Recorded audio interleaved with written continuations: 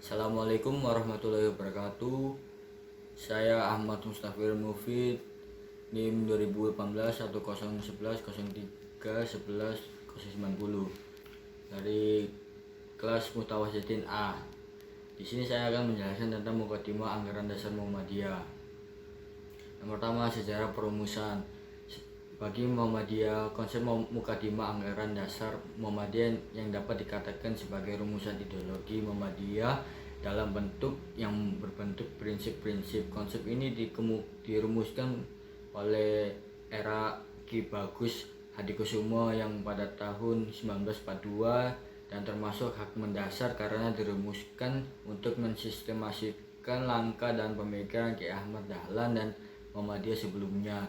Selain itu, konsep Mukadimah yang juga merumuskan sebagai jawaban atas kecenderungan atau melemahnya ruh Islam di dalam kalangan warga Muhammadiyah. Tersusunnya konsep Mukadimah Anggaran Dasar Muhammadiyah dan dapat diterimanya dalam Mukhtar Muhammadiyah mempunyai sejarah tersendiri. Mungkin tidak banyak orang tahu kalau Mukadimah Muhammadiyah mempunyai kaitan langsung atau tidak langsung dengan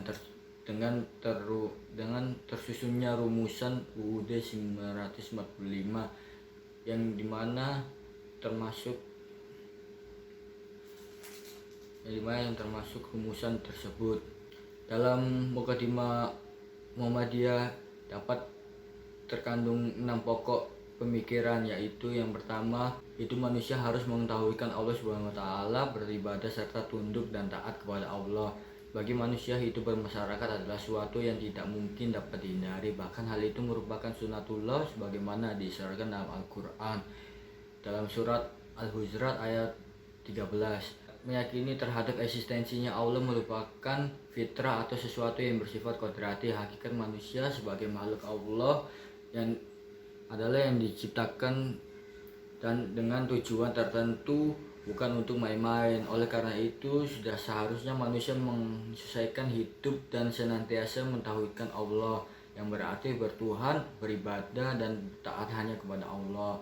Yang kedua, hidup manusia adalah bermasyarakat, yang dimana manusia merupakan makhluk ciptaan Allah yang mandiri, yang memiliki kebebasan dan berkehendak.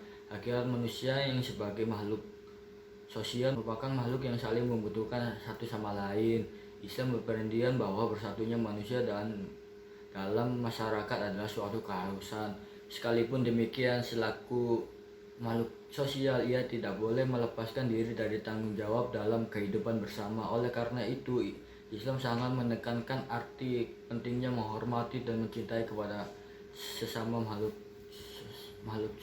hidup atau makhluk sosial. Yang ketiga, hanya hukum Allah satu-satunya hukum yang dapat dijadikan sendi membentuk pribadi utama dan mengatur tertib hidup bersama menuju kehidupan bahagia sejahtera yang hakiki dunia akhirat. Yakini bahwa pandangan Muhammadiyah, Islam adalah agama yang benar yang sesuai dengan Al-Quran pada surah Al-Imran ayat 19.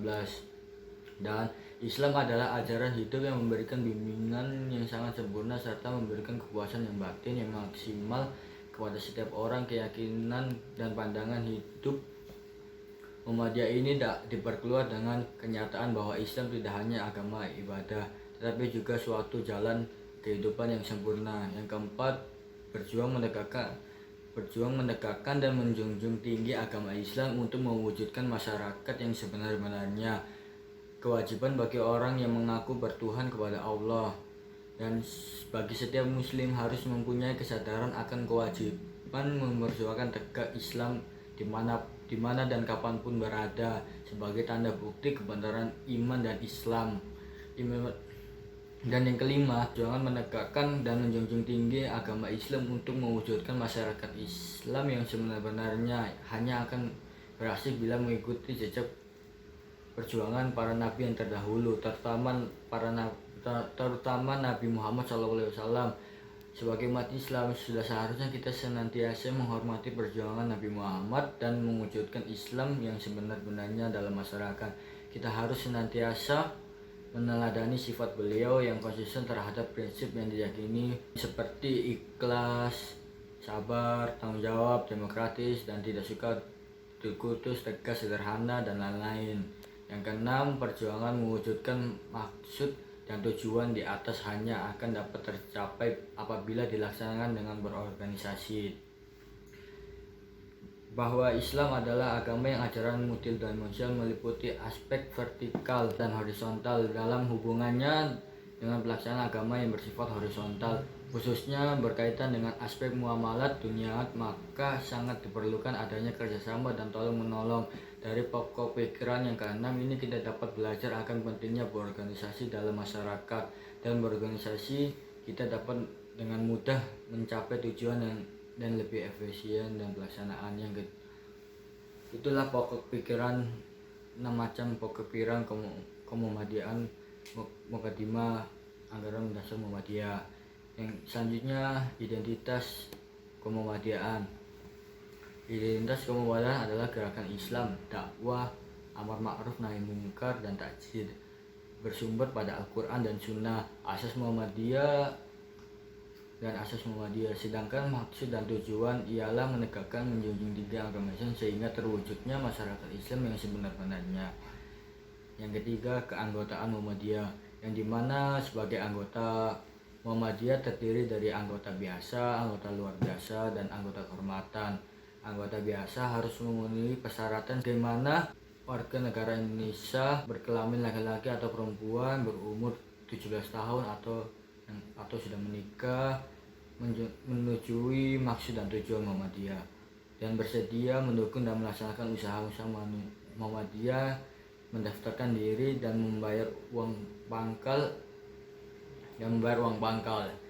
Yang kedua, anggota luar biasa ialah anggota yang bukan dari warga negara Indonesia, semacam warga asing yang beragama Islam. Yang terakhir dari keanggotaan Muhammadiyah yaitu anggota kehormatan, yang dimana memiliki kewibawaan dan keahlian yang diperlukan oleh Muhammadiyah. Yang terakhir dari Mukadimah Anggaran Dasar Muhammadiyah yaitu keorganisasian Muhammadiyah, yang dimana susunan dan penempatan organisasi Muhammadiyah yang sudah diatur dalam Muhammadiyah, yaitu terdiri atas rating, cabang, daerah, wilayah, dan pusat. Yang pertama adalah rating. Rating adalah kesatuan anggota di suatu tempat atau kawasan yang terdiri atas sekurang-kurangnya 15 anggota yang berfungsi melakukan pembinaan dan pemberdayaan anggota. Yang kedua, cabang. Cabang merupakan kesatuan rating di suatu tempat yang terdiri dari atas sekurang-kurangnya 3 rating. Yang ketiga, daerah. Daerah merupakan kesatuan cabang dalam satu kota atau kabupaten yang terdiri atas sekurang-kurangnya 3 cabang yang berfungsi untuk melakukan pembinaan, pemberdayaan, dan penyelenggaraan pembinaan dan penguasaan pengelola Muhammadiyah, penyelenggaraan pembinaan dan penguasaan amal. Yang terakhir dari keorganisasian Muhammadiyah adalah pusat. Pusat adalah kesatuan wilayah dalam negara Republik Indonesia yang berfungsi melakukan pembinaan, pemberdayaan, dan koordinasi wilayah, penyelenggaraan pembinaan dan pengawasan Muhammadiyah. Sekian dari yang saya telah sampaikan kepada kalian. Mohon maaf kalau ada yang salah-salah. Syukron dari saya. Assalamualaikum warahmatullahi wabarakatuh.